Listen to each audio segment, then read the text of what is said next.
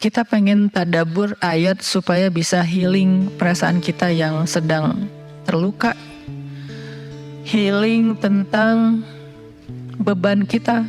Gimana cara biar kita tuh, kalau bahasa terapis tuh rilis beban, masalah, curhat supaya rilis gitu kan, rilis curhat.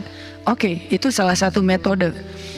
Terus apa metode lain untuk kita rilis atau kita bisa healing dengan ayat-ayat Al-Quran? Tadabbur. Jadi ada tafakkur, ada tadabbur, ada terapi. Islam itu banyak banget hal-hal yang bagus, tapi tidak ada yang lebih indah dan lebih tepat dan lebih efektif daripada terapi dengan tadabbur Al-Quran. Bukan hanya baca, tapi tadabbur Al-Quran. Menghayati, memahami pesan-pesan Allah di dalam Al-Quran. Makanya ketika Nabi punya masalah, obatnya Al-Quran. Itulah kenapa di dalam Al-Quran Allah menyebutnya wasyifa'un lima fis sudur. Dia itu obat, penyembuh, bahkan bukan obat. Kalau obat itu dawa, kalau syifa penyembuh. Dawa belum tentu sembuh, bisa sembuh bisa enggak. Tapi kalau syifa ya udah pasti sembuh. Maka Allah menyebutkan Al-Quran itu sebagai bukan dawa, tapi disebutkan sebagai syifaun lima fis sudur, obat hati, obat jiwa, obat mental. Walaupun banyak ulama menganggap bahwa dia juga bisa menjadi obat fisik, dan saya percaya itu. Tetapi yang lebih dahsyat lagi adalah dia memang obat mental. Pertanyaannya, bagaimana menjadikan Al-Quran sebagai syifa, healing? Ayat-ayatnya gimana cara kita mentadabburinya? Semua ayat sama, cuman yang membedakan satu dengan yang lain fadilahnya. Tapi semua sama-sama istimewa. Jadi nggak boleh ada satupun ayat yang kita anggap nggak penting. Alif Lam Mim, apa pentingnya ya? Nun, Qaf, Shad, satu huruf doang. Enggak, biasa aja.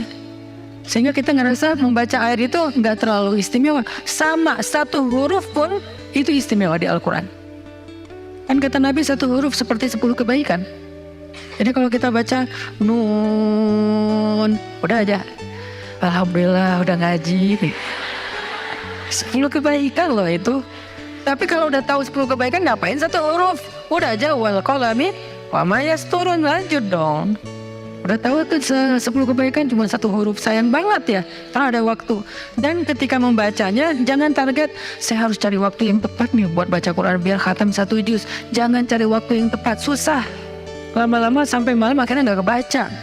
Asal ada waktu baca aja dulu, dapat setengah halaman, dapat 2 baris, dapat 1 baris, pokoknya baca aja dulu. Jadi tadabbur, cara untuk bisa menjadikan Al-Quran sebagai syifa, tadabbur. Bagaimana dulu Nabi, sahabat, orang-orang solih mentadabburi Al-Quran? Yang pertama adalah mereka membaca Al-Quran secara tematik, supaya kita dapat sesuai dengan problem kita, masalah kita, hajat kita. Tematik. Lagi ada masalah apa kita? Karena ayat Al-Quran turun kepada Nabi pun secara tematik, secara kontekstual. Apa yang dialami Nabi, itulah ayatnya.